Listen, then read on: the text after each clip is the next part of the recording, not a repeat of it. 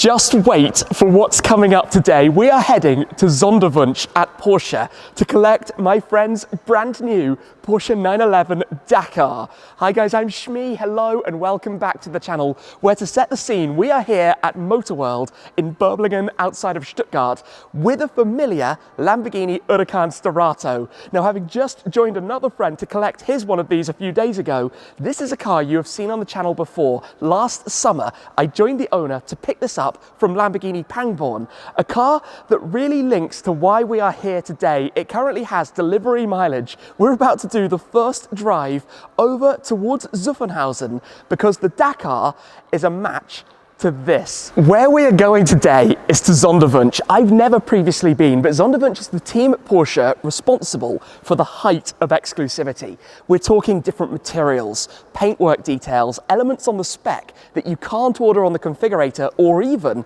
at the dealer. That is why this particular very special Dakar has been set up to live with this Sterrato. We went through the details of this particular car when we collected it, but the Verde Turbina paint, the turbine green, satin military green paintwork, even the matching painted wheels, now fitted with winter tyres for today's outing, and thankfully a spare up top, given I have a habit of getting flat tyres, but hopefully today we're not going to need to pop that on. We've got the short drive over from here at Motorworld to Sonderwunsch to head on inside and go and take a look around at this truly remarkable Porsche venue. Now, we should talk about that. Ento who? I don't know who Ento is. I don't have a possible clue who that could be referring to, but I do want to come and show you something over here, because under that cover, ironically, under a Lamborghini cover, is a Ferrari Enzo. That is a Ferrari Enzo hypercar in one of the storage boxes here at Motorworld, and this is a Lamborghini questioning who Ento is. We'll have to work that out as the day goes by. Let's get this outside and go get ready for the drive over to Porsche. Check this out, my friend even has a military spec keychain for the keys of the Sterrato and probably for the Dakar as well. But given we are talking Porsche, up top here in the storage boxes at the end is a 964. There's a lovely little 911S right here. We've also got a Porsche Carrera GT sitting above a 930 Turbo. Over beyond, there used to be a 918 Spider just up top here, but we do have a 991.2 Speedster with the Heritage livery, a 991.1 GT3 RS, and plenty more incredible cars around, but this is what we are taking today, the Sterrato, which still has delivery mileage, now of course in kilometers, but what are we at, about 100 kilometers on the clock, 60 miles or so, with a very simple interior. The idea was to go with that military theme, make it all about the functionality, the off-road ability, the rally type driving you could do with this thing, and not go too overkill on the spec of the interior. And I'm looking forward to seeing how the Dakar later on stacks up with that. So let's hop in, let's get this started, get it outside, and go for the drive over towards Sonderwunsch at Porsche. That sounds good. Valves well and truly open. Let's get ready to pull this out.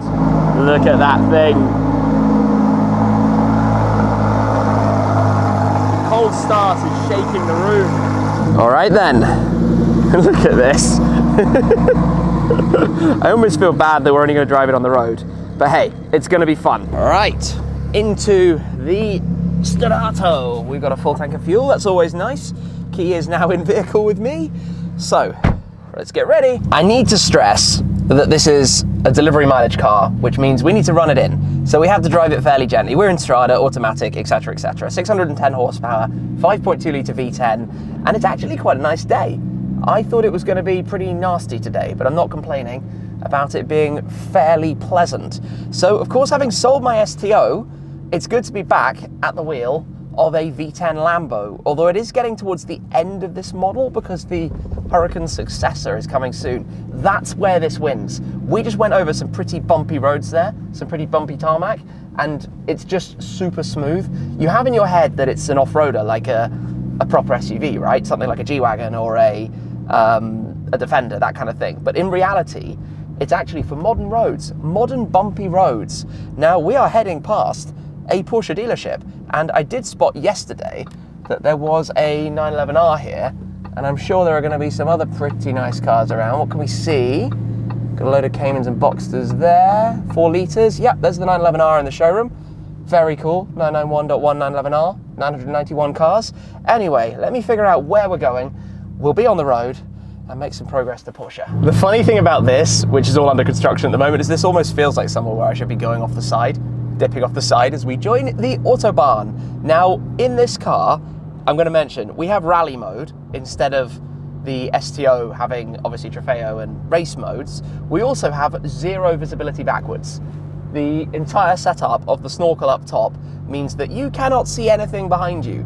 Not that we really need to right at this moment, I guess, or at least I'm going to tell myself that. I think I can probably keep crawling down here. We need to join the main carriageway in a second. Let's sneak in over here. Short little drive, really.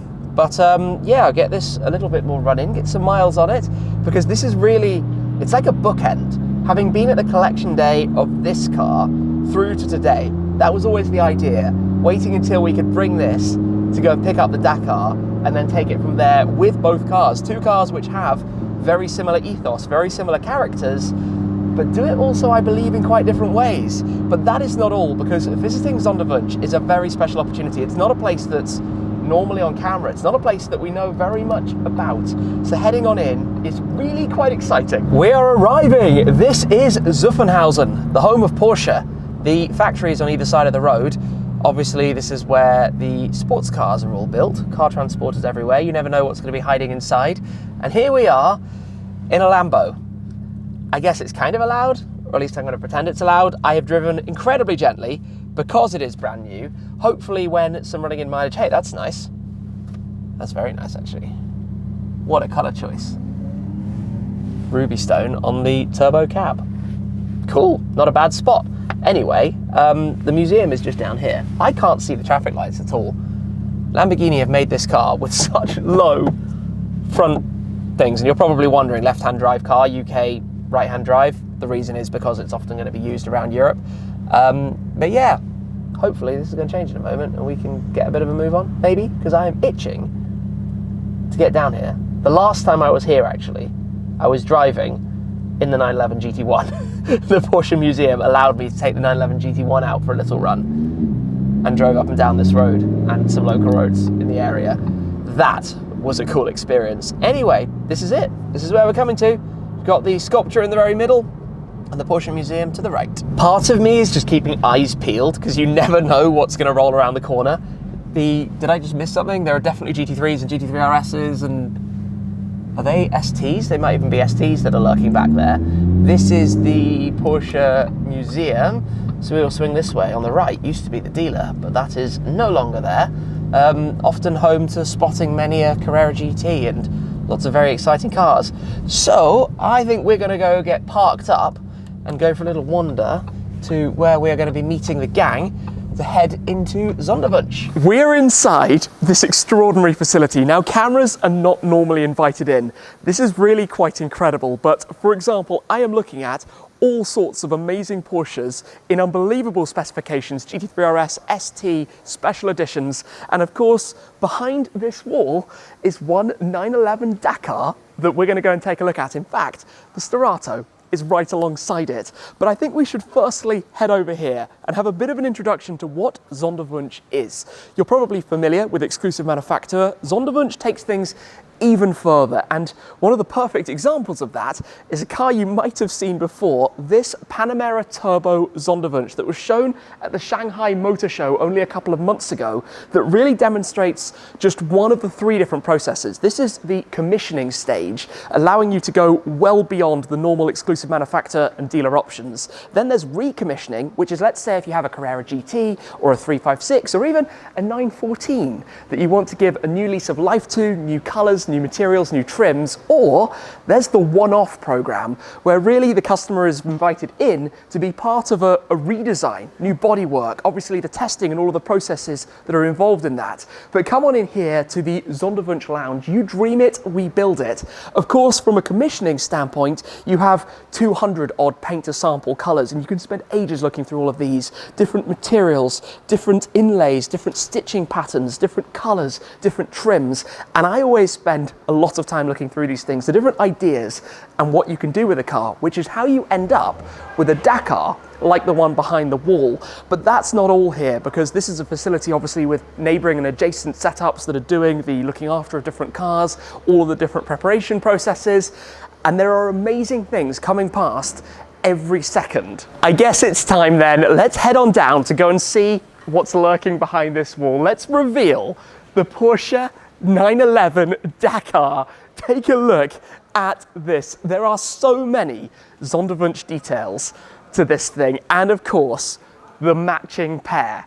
Could it get any cooler than that? The way that this thing is thought about is what really sets it apart. The extra details, of course, beyond just choosing a paint color, is what makes this phenomenal. To name just a couple of them, at the front, to have these lower sections anodized in black, to keep it to only the two colors, the green and black theme, was done as a very exclusive option. In fact, only 7 sets of those were made in total, but this is the one that really kicked it off. Coming further around, of course, to match with the car, we have the wheels finished in the same shade of green, including the spare wheel mounted up top on top of the roof rack. Here, of course, which is part of the optional equipment you could order, we've got the spade, the shovel up here. We've also got the different cans going on as well. But the whole idea with this, if I show you on the interior, and I want to point out the door sills, is to create a car that is about this military simplification of the interior, but about driving, about using.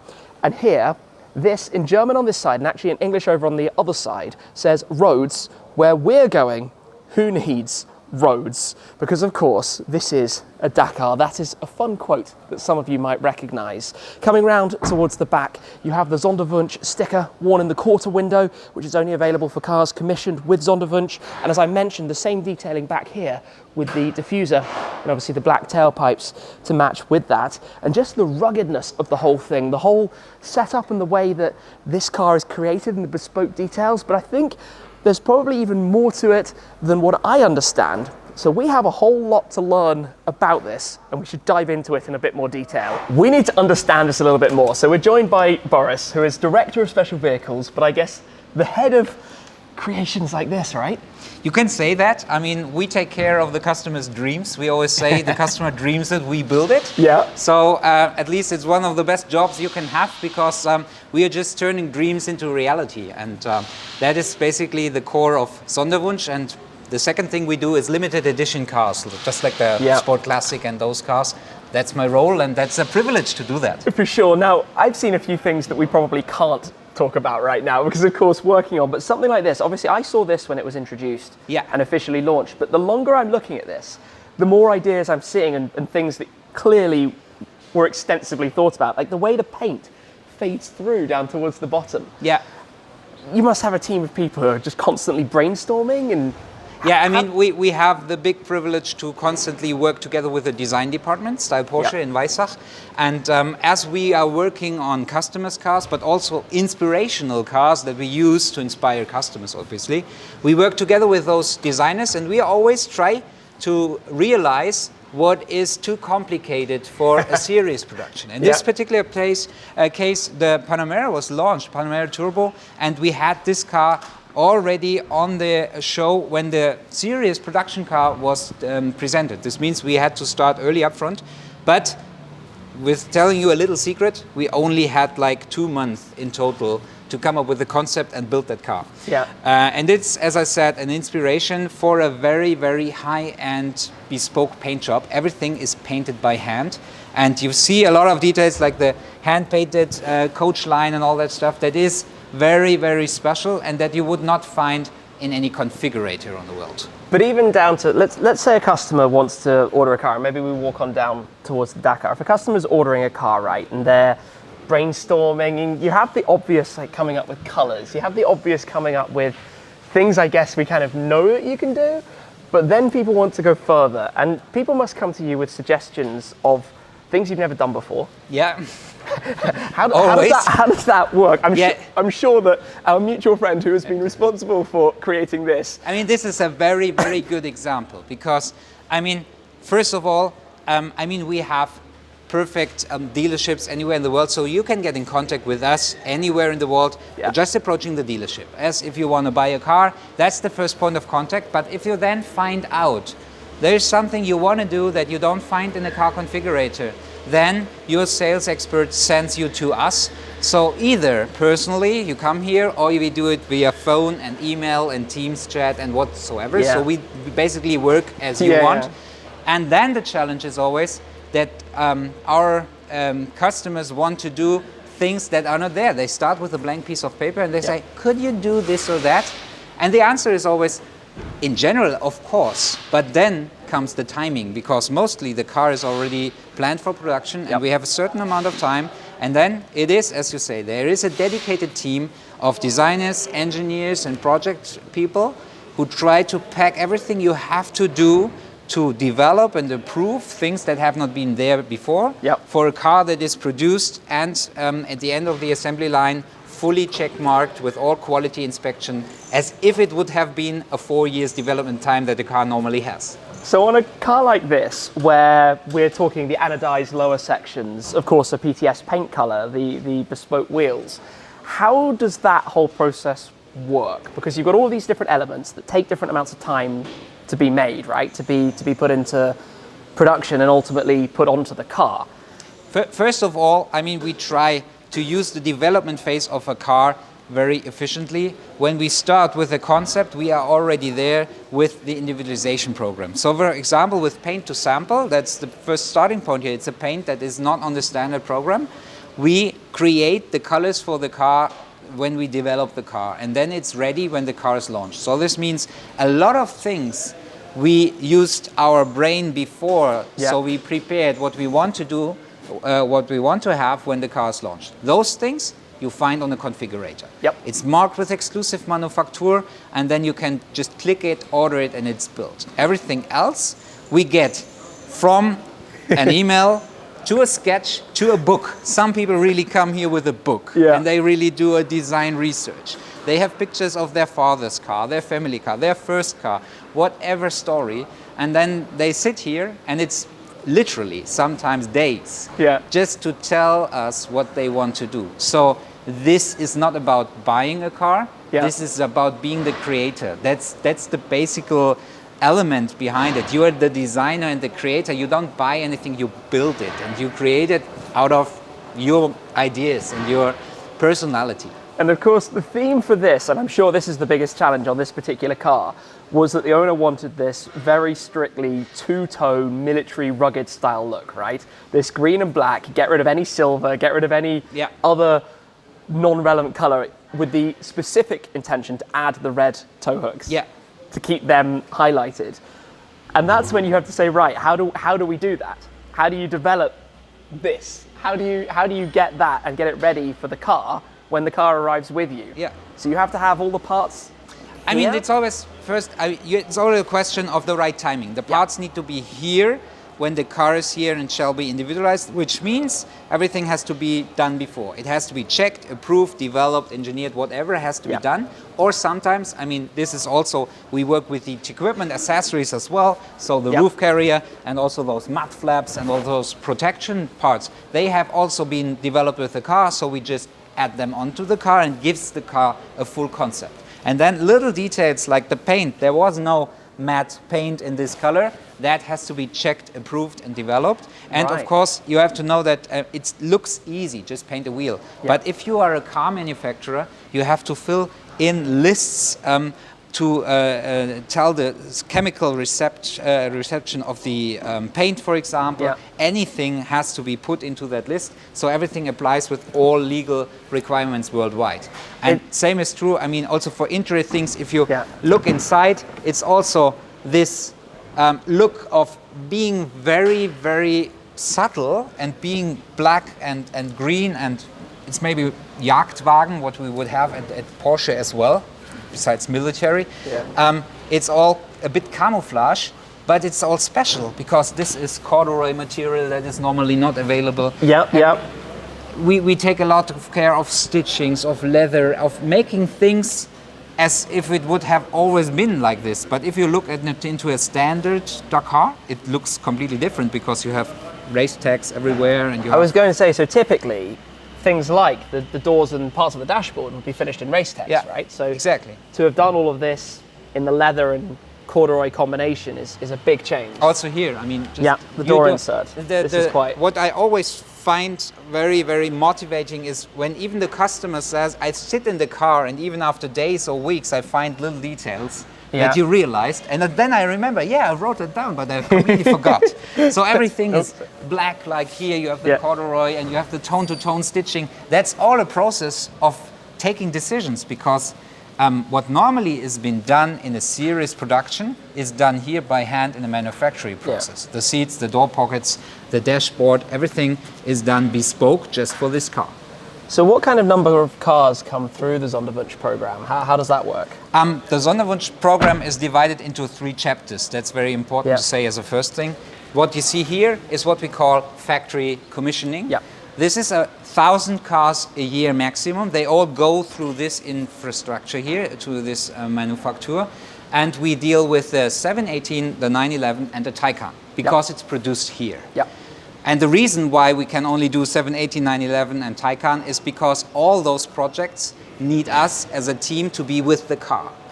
The cars in the other factories, they can also be in the Sonderwunsch program, but then it would be, the second level would be recommissioning. So you could bring a Cayenne, a Panamera, like you see there, that you already own, and you bring it back to us, and then we individualize it directly here. And that can be an older car as well? It can be an older car, can be a brand new car, can be a classic car, up to the 356. We also deal with the classic cars in our department with the same experts working on it. So this is where I need to give you a call about my 914. Absolutely, absolutely. And that's a project from the heart, not from the head, right? Exactly, we've got some ideas and some thoughts. And then the third side of it. That's one-off, that's the pinnacle.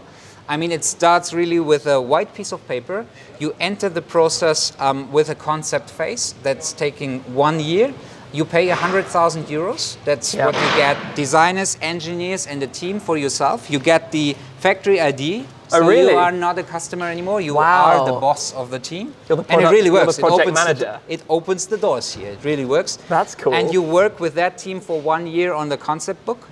Then you know what is possible and what not, and what it costs, and then you decide if you want to build it. Then it's 2 more years and the car is being built. And you have a completely unique vehicle. Completely unique vehicle that is fully registered as a Porsche, because I mean the only thing what you have to bring is the car with the VIN number that is also part of the car. Because otherwise, if we would do all these modern things on the car, modern regulations would apply.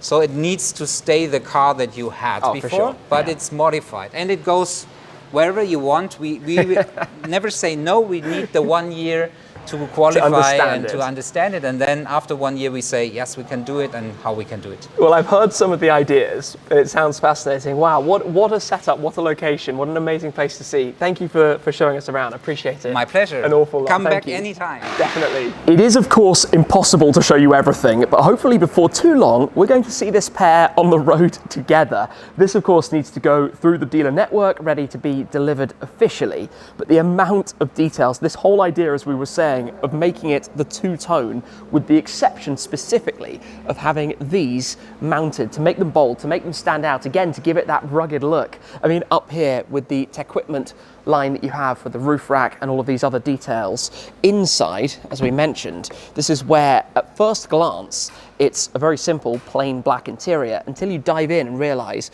that the seat inserts are corduroy, of course the door card insert as well, the rubberized floor mats, and then all of the extended leather options. Normally the lower surface here, even these end panels that you have just within. The dashboard has the 911 Dakar with the car number 1742 out of 2,500 911 Dakars in total, strict two-seater, but with plenty of storage space actually in the back area as well, because of course 911 can in other configurations have a two-seat in the rear configuration. Here with the sticker, exclusive manufacturer, Porsche Sonderwunsch 2024, Zuffenhausen, Germany, the home of creations, products and projects like this, which is really stand out. The bonnet borrowed from the 992 GT3 with those hood vents that you see at the front of it, and so many things that I'm learning as I go. I'm yet to drive a Dakar. The addition of the mud flaps, as we heard. But the big change with this, you have to remember that normally this entire section on the Dakar would be in bright silver. It would really stand out, which wouldn't fit with the theme of this car, going with the black for the Porsche lettering script under the tail light, of course with the red reflectors, so a couple of red ties and cues where they have to be, and then obviously this satin black wing, almost unpainted at the back, to give it that very rugged look. Obviously that is where the cooling goes in towards the motor, the engine hanging out over the back as it does in 911s. But these are two very different cars, despite in many ways the ideas of them crossing over. The Dakar is substantially taller than the Sterrato. Obviously the Sterrato, you could say, is more of a supercar. The Dakar is more, I would imagine, off-road capable in terms of the direct comparison. It certainly has an increased ground clearance, but driving the two back to back on the snow, on a rally track, on a dirt road would be absolutely phenomenal. That is, of course, the idea and theme behind them. This is going to be staying here for the time being. We will pull the Sterrato back out because I think we're going to be returning with it shortly back towards Motorworld.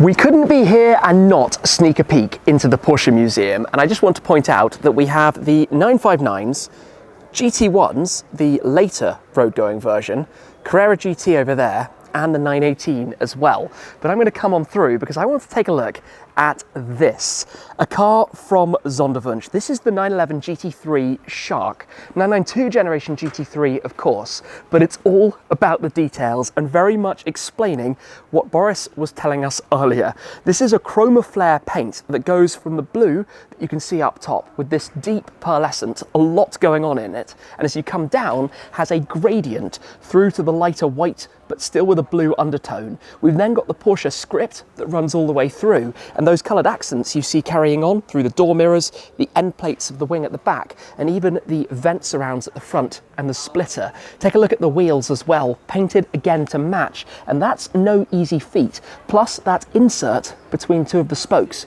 in the contrast as well. Inside we have the blue and white leather. You'll spot some of the Shark embroideries on the headrests right behind your heads when you're driving, and even on the armrest in the central tunnel as well. Not only that, but also back here the white roll cage and the Shark graphic that's been inserted as well. I mean, just look through at that. A work of art going on back there. Then around the rear, continuing in the same way, this paint fade gradient running all the way through. But for example, the 4-litre badging there, of course with the naturally aspirated 4-litre flat 6 engine being represented, and very much showing us Sonderwunsch in its work absolutely beautifully as this car is presented here inside the Porsche Museum at the moment in some pretty legendary company. Well, we have made it back to the Sterrato, which means cold start, no doubt. That engine is amazing. Anyway, we now have 137 kilometers. It's really cool that the owner has allowed me to be the first person to drive this and to do the initial mileage. But out we go from the very special location that we have been lucky to visit today here at Porsche's HQ. So we head down here. It is strange driving a UK registered left-hand drive car abroad. It just feels like a lot of double negatives all going on at the same time. But I think this is the way we go. Yeah, this feels about right. Down towards this way, and we will head out of here. You've got to admit, this is a cool view as you drive through here. Having that sculpture in the middle, the big statue up on the roundabout, and knowing what's happening around. So the building on the right-hand side is basically the assembly hall. That's where the cars are going down the production line. The building to the left side is the paint shop. So you have this bridge up above us, way up in the air, which is where the body shells go from one side to the other to then go across from paint shop to production line, which is kind of amazing to think about, that they cross this, what is it, 6-lane road that we have here. And then they're doing all of the refurbishments to the old media building here, the original like heritage building, which is where the office and stuff is. Anyway, little sightseeing lesson as we leave Zuffenhausen in the Sterrato and make our way onwards back towards Motorworld. Well, we find ourselves in a massive tunnel. Now over here on the steering wheel, is where I can pop this into sport, drop some gears. We can't go crazy because running in, but still. Oh, nice. New AMG GT. It's the first one I've actually seen on the road. Looks good. That sounds insane. Even without being a big downshift. It's kind of busy here. A little bit trapped. Oh well. I am just going to say, by the way, about running in a car, because I know it's a kind of boring topic, and a lot of people would say it's not important to just go for it and drive and do whatever anyway, but I am a firm believer in following the book, because, well, a couple of reasons. Number one, it's what the manufacturer literally recommends you to do, and they've probably got good reason to do that. Number two, if you do what they say, you effectively keep your warranty, have improved longevity to the engine, mechanical parts and everything. So it's a bit of a no-brainer, especially when you're driving someone else's car. Because when I'm in somebody else's car, obviously I need to look after this thing. I need to drive it properly. So that's what we're doing today. That's why I'm not going crazy in it right now, but we are starting the miles. We are getting it somewhere slowly and steadily. And today, with the amount of traffic out on the road, it is very, very much a case of doing it slowly. It's not going well right now. Oh well, we are back at Motorworld. We're going to head round and go back towards the Lamborghini dealer, which is kind of all the way around, past the Porsche dealer, and then do that loop we did the other way earlier today. Look here at the showroom. Check out in the windows. How cool does this thing look in that reflection? Absolutely mega. Right, let me swing it around, park it up, and go drop this off, because our journey is going to continue in the AMG GT Black Series, which is of course over here. And this is going to be heading with the Dakar to their next stop. Where were we in a world without reversing cameras? Doesn't that make it easy? And auto stop start. Boom, let's head on in. A kind of funny thing is that I have parked this right next to an exact match on the Urus S. This is also Verde Turbina, and it's fun to think because they are completely different, but similar in many ways. We have an off-roading Lamborghini, we have another off-roading Lamborghini, one being an SUV, one being a much lower supercar, quite literally, but I would love to drive one of these in a bit more anger when it's been fully run in, especially out on a frozen lake, as we're going to do in the coming days, or out on a dirt track, rally stage, that kind of thing, because that's what this is for. It's not for rock crawling. It has a reinforced underbody, it has much more ground clearance than a standard Huracan, but it's still a road car primarily, just a road car that allows you to adventure a little bit further. That's the idea behind it. Anyway, today has been gentle, running in. I always like to respect those kinds of things and just taking it one step at a time, but very cool to go and visit Sonderwunsch to find out a little bit more about their processes and to hear from Boris as well about more of what they're getting up to,